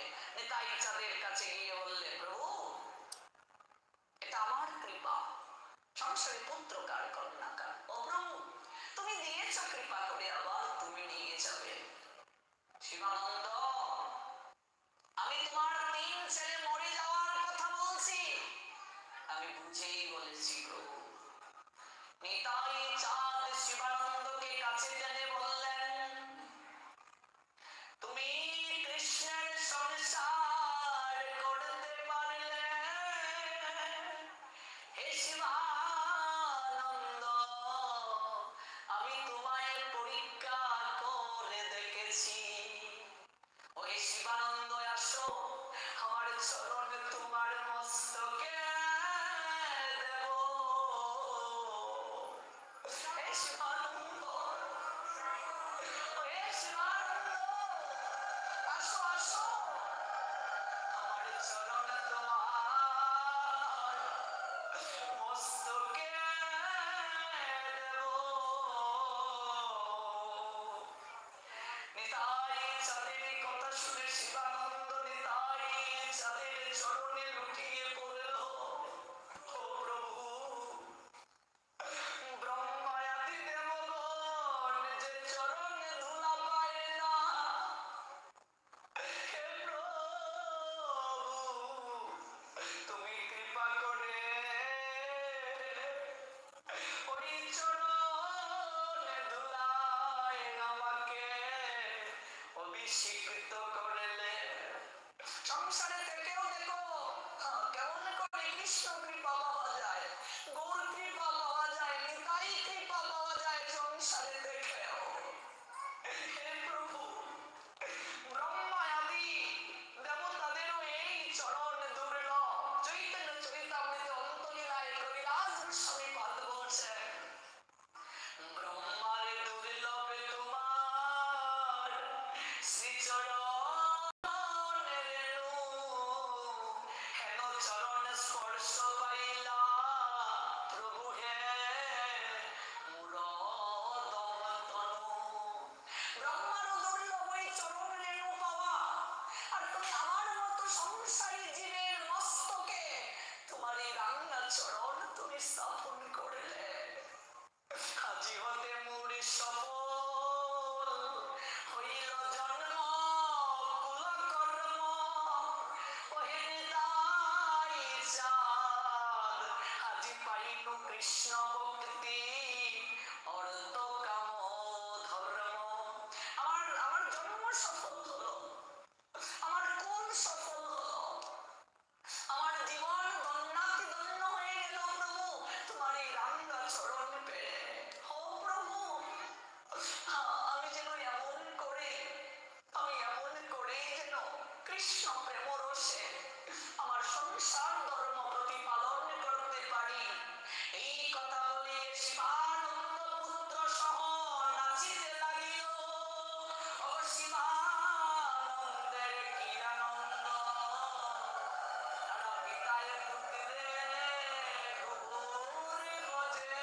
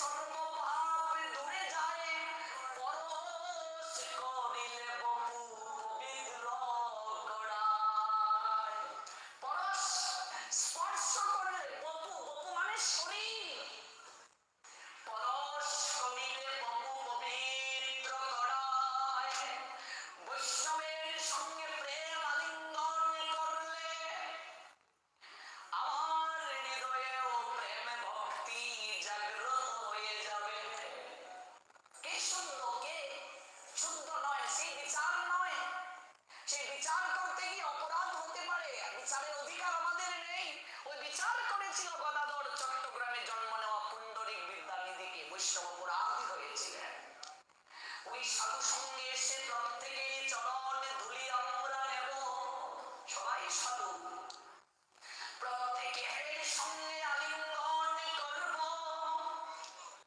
এইভাবে যদি কোনো একদিন প্রকৃত ভক্তের আলিঙ্গনে হয়ে যায় বাবা,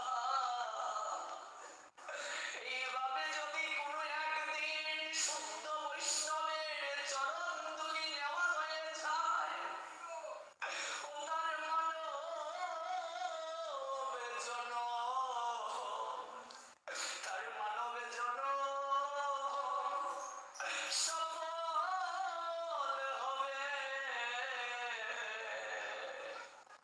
এইভাবে যদি কোনো একদিন শুদ্ধ বৈষ্ণবের কৃপা হয়ে যায়, শুদ্ধ বৈষ্ণবের চরণ ধরে নেওয়ার সুযোগ হয়ে যায়, শুদ্ধ বৈষ্ণবের সঙ্গে আলিঙ্গন হয়ে যায়, এই মনুষ্য জন্ম সার্থক হয়ে যাবে, ওই মনুষ্য জন্মে প্রেম লাভ হয়ে যাবে।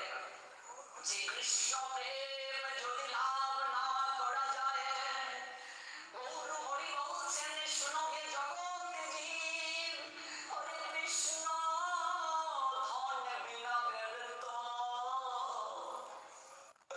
দলিত জীবন। এই জগতে তার মতো দুঃখী কেউ নেই মা, তার মতো অভাবী কেউ নেই, যে একবার গৌর বলে কৃষ্ণ বলে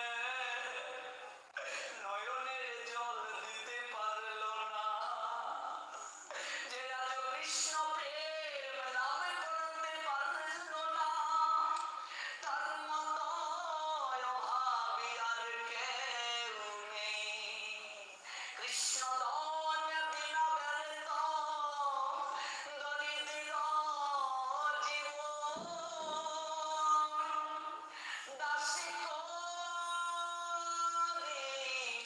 বেতনে মোরে, দেহ প্রেম ধন।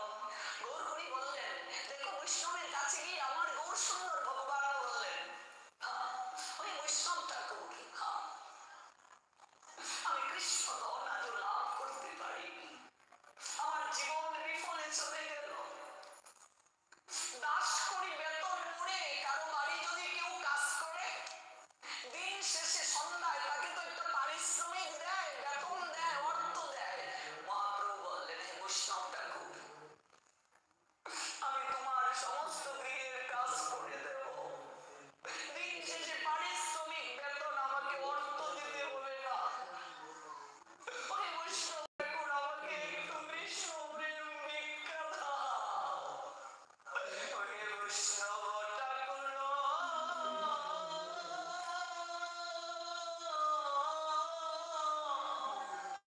দয়ার সাগর,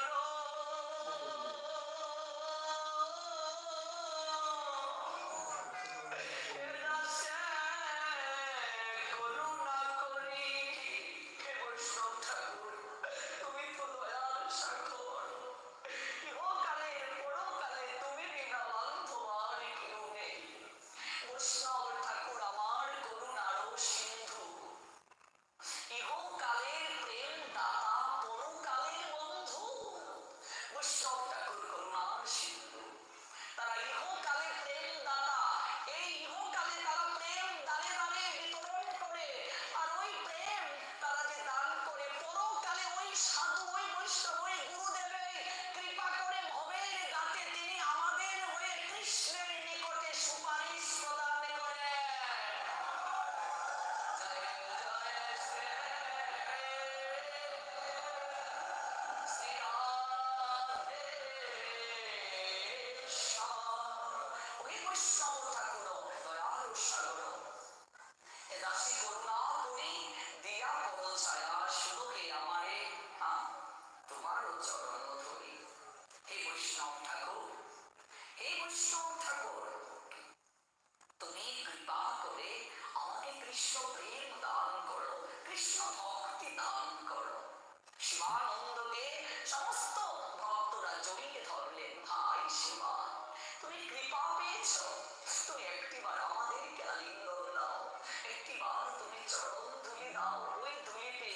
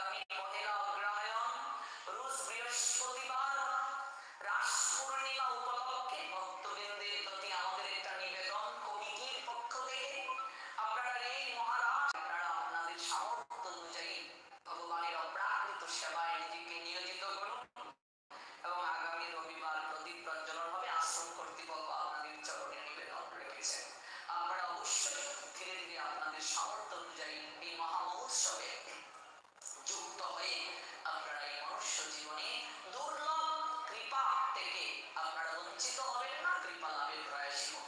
চলুন আমরা একটু নিতাই চাঁদের চরণে প্রেম ভক্তি অঞ্জলি নিবেদন করে আজকের মতো কৃষ্ণ কথা লাভন সংসারী মানুষের কৃষ্ণ চরণে মতি থাকার যে অপূর্ব লীলা প্রদর্শন সেটি আমরা বিশ্রামের পথে যাই। জয় গৌর, জয় নিতাই, জয় শ্রী রাধে শ্যাম।